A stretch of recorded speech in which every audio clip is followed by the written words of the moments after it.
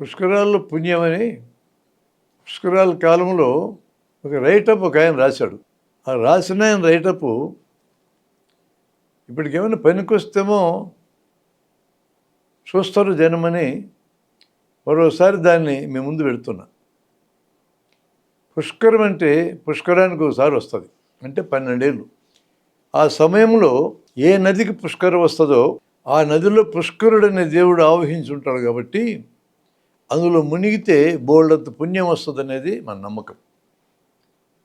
పుణ్యకార్యాలు ఏమీ చేయకుండా మానవ సేవే మాధవ సేవ అనే పేరుతో మానవులకు సేవ చేసి, మాధవ అంటే దేవుడి సేవ, అట్లా సేవ చేయాలనే ఆ బాధ ఏమి లేకుండా కేవలం నీళ్ళల్లో మునిగితే ఇంతింత పుణ్యం వస్తుంటే వద్దనుకునే వాళ్ళు శుద్ధ తెలివి తక్కువ దద్దమ్మలు. ఇంత పుణ్యం వచ్చేటప్పుడు ఆ నదిలో నీళ్లు మురిగ్గా ఉంటే ఏంటి, పట్టించుకోకూడదు పూట. అందుకే యమునా నది ఎంత మురిగ్గా ఉంటుందని తెలియజేయడానికి ఓ ప్రజాప్రతినిధి బుడుంగను మునిగినాడు. మునిగినాక జబ్బు వచ్చింది అనుకోండి, అది వేరే. యమునా నది ఏంది, గంగా నది ఏంది, నదులు గొప్పవే, పుట్టినప్పుడు చాలా గొప్పవి. మధ్యలో మనంతా గలీజ్ చేసినాముగా, ఆ నదులుగా ఉంచనీయకుండా మురికి కుప్పాల కింద మార్చాంగా.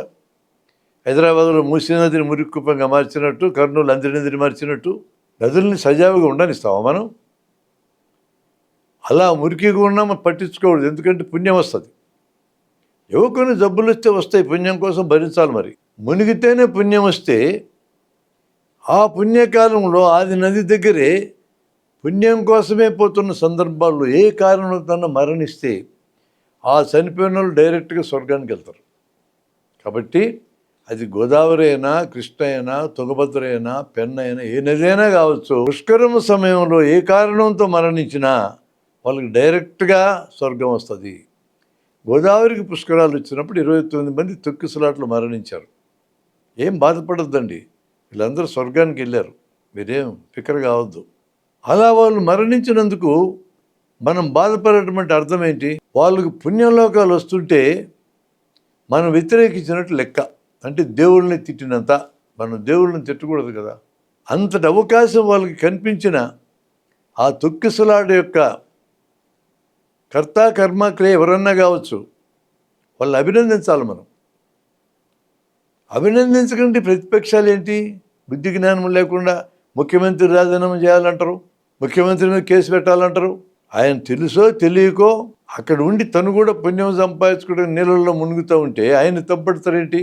ఆయనకు పుణ్యం మాత్రమే వచ్చింది నీళ్ళల్లో మునిగినందువలన. 29 మందికి స్వర్గం వచ్చింది కదా. స్వర్గం ఎక్కువ, పుణ్యం ఎక్కువ. పైగా అప్పటి ముఖ్యమంత్రిని ఆయన కీర్తి కండుతుంది, వీడియో తీయించుకుంటూనే దూషిస్తారా? తప్పు కదా. అన్ని దైవద్రోహ చర్యలే అలా మాట్లాడడం. అది గుర్తించినటువంటి రాష్ట్ర మంత్రులు, కేంద్ర మంత్రులు అందరూ పుష్కరాలని రాజకీయం చేయొద్దని చక్కగా చెప్పారు. అప్పటి ఆంధ్రప్రదేశ్లో, ఉమ్మడి ఆంధ్రప్రదేశ్లో చాలా మీడియా ఛానళ్ళు కూడా అప్పటి ముఖ్యమంత్రి గారి మీద ఈగ వాలనీయకుండా చాలా జాగ్రత్తగా ప్రచారం చేసి దైవ కార్యానికి తోడ్పడ్డారు. ముఖ్యమంత్రి గారు చేసిన తప్పుల్లో ఒకటే, చనిపోయిన వాళ్ళకి ఒక్కొక్కరికి 10 లక్షలు ఇస్తారని పరిహారం ప్రకటించారు. తప్పది. ఆ డబ్బు ఇవ్వడం అంటే అర్థం ఏంటంటే పుణ్యలోకాలకి 29 మందిని తీసుకుపోయినటువంటి దేవుళ్ళను అవమానించినట్టే. పైగా డబ్బుల్లో కొంతైనా సరే దేవుని అసలే నమ్మని నాస్తికులు ఉంటారు కదా, వాళ్ళు ఇచ్చిన డబ్బులు కూడా ఉంది కదా. మరి దేవుని అసలే నమ్మని నాస్తికుల డబ్బులు ఈ ఆస్తికులు స్వర్గానికి పోతూ ఉంటే వాళ్ళకి పరిహారం ఇవ్వడం తప్పు కదా. వీళ్ళ డబ్బు వాళ్ళకి ఎట్టిస్తారు. అందుకే ముఖ్యమంత్రి గారి చిన్న తప్పును సరిదిద్దుకొని ఆ రోజు 29 మందికి ప్రకటించిన దాదాపు 3 కోట్ల రూపాయలు తక్షణం వెనక్కి తీసుకోవాలి, ఇవ్వకూడదు అని ఆ రోజు అతను మాట్లాడుతున్నాడు. ఈ పోస్టింగ్ పెట్టిన ఆయన కరెక్టే, ఆయన చెప్పింది. తొందర ఏం లేదు, అప్పటికి ఇంకా డబ్బు ఇచ్చినట్టు లేదు. రైతులు రుణమాఫీ అని చెప్పి ఇంకా మాఫీ కూడా పూర్తి కాలే. జనానికి అనేక సౌకర్యాలు ఇస్తామన్నారు, ఇస్తూనే ఉండారు. కాబట్టి ఎల్లప్పుడూ ఇస్తూ ఉంటారు పరిపాలించడంలో. ఈ 3 కోట్లు ఇవ్వద్దు అనేది నా సలహా. ఇవ్వడం అంటే దేవుళ్ళని అవమానించినట్టే. స్వర్గానికి 29 మందిని పట్టుకెళ్ళి దేవుళ్ళని అవమానించి వీళ్ళకి డబ్బులు ఇస్తామని చెప్పి దేవుళ్ళ కంటే మేమే బలవంతులను చెప్పడం కరెక్టేనా? చెప్పకూడదు కదా అట్లా. ఆమె ఎవరండి? నా మొగుడు చచ్చిపోయి నేను ఏడుస్తుంటే 10 లక్షలు ఇస్తానంటారా? నేనే 10 లక్షలు ఇస్తాను, ఆ మొగుడిలోకి తెచ్చిస్తాను అంటుందామె. ఎంత అపచారం మాట మాట్లాడకూడదు. నీ భర్త పుష్కరంలో మరణించి డైరెక్ట్గా స్వర్గం పోతున్నాడు, కరెక్టే. దాన్ని 10 లక్షలు రేటు కట్టడం ముఖ్యమంత్రి గారు చేయకూడదు. మీరు చాలా పెద్ద మనసుతో స్వర్గానికి పోతున్న భర్తని అభినందించాలి, కానీ ముఖ్యమంత్రి మీద తిరగబడితే ఎట్లా? తప్పు కదా. గోదావరి నీళ్ళు కలుషితమయ్యాయని, ట్రాఫిక్ జామ్ విపరీతంగా పెరిగిందని మీడియా ప్రకటిస్తూ ఉంది. దాని దెబ్బకి జనం గోదావరికి పోవడం వాయిదాలు వేసుకుంటున్నారు. అలా వాయిదా వేసుకుంటే ఏమన్నా ఉందా? జనానికి అందించే పుణ్యం ఆగిపోయినట్టే కదా. మీడియా లాంటి న్యూస్ ఇవ్వకూడదండి, వెళ్ళమనాలి. తొక్కిసలాట్లు మరణిస్తే స్వర్గం పోతారు, ఏమవుతుంది? అట్లా మీడియాలో భయపెట్టి జనాన్ని పుష్కరాలకు రాకుండా ఆపడం అంటే దైవద్రోహం కింద వస్తుంది, జాగ్రత్త. ఈయనెవరండి? ఇందుగలడు అందులేడని సందేహం వలదు ఎందెందు వెతికి చూసినా అందెందగలడు చెక్కు సర్వోపంగతుండయి అని భాగవతంలో పోతనామాచ్యుడు రాశాడు. అట్ట రాస్తారేది? ఎక్కడ పెడితే అక్కడ దేవుడు ఉండి, ఎందులో పెడితే అందులో దేవుడు ఉన్నాడని చెప్తారేది? అలా ఎట్లా ఉంటాడు? దేవుడు గోదావరిలోనే ఉంటాడు, కృష్ణంలో ఉంటాడు, తుంగభద్రలో ఉంటాడు, ఇంకెక్కడ ఉండడు. బలంగా నమ్మండి. అట్లా నమ్మకపోతే మీరు గోదావరిలో మునుగురు.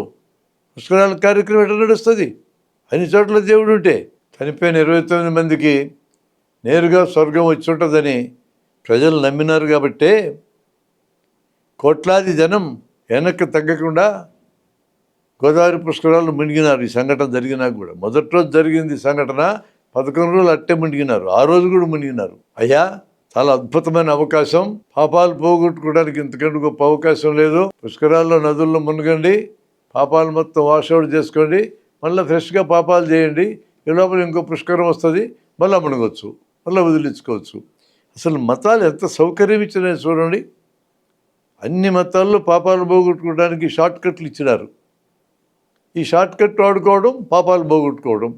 క్రైస్తవ మతంలో అయితే ఏ పాపమన్నా చేయి, నువ్వు పోయి ఫాస్టర్ దగ్గర ఒప్పుకొని కన్ఫెషన్ చేస్తే పోతుంది పాపం. అంతకుముందు అయితే రోమన్ క్యాథలిక్ సొసైటీ పాప పరిహార పత్రాలు కూడా అమ్మింది.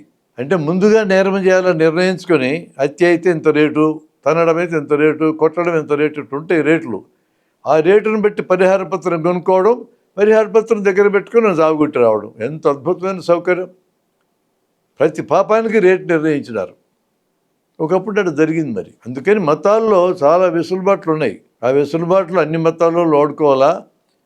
ఆయా మతాల్లో పాపాలు పోగొట్టుకోవడానికి, తక్షణమే పుణ్యం సంపాదించుకోవడానికి ఉన్నటువంటి పద్ధతులన్నీ ఉపయోగించుకొని జనం పుణ్యకార్యాలు చేసి భగవంతుని సన్నిధికి చేరాలని కోరుకుంటున్నానని ముగించినాడు ఆయన. తొక్కిసలాటలో మరణిస్తున్నారు, దానికి బాధపడుతున్నారు జనమని గమనించి, తొక్కిసలాటలు అన్నీ ఒకే రకమైనవి కావు, కొన్ని రకాల తొక్కిసలాటలు పుణ్యానికి దారితీస్తాయి చెప్పడానికి ఆ రోజు అతను పెట్టుకున్న పోస్టింగ్ నాకు కనపడితే నేను మళ్ళీ జనం సౌకర్యం కోసం ఈరోజు మాట్లాడుతున్నా.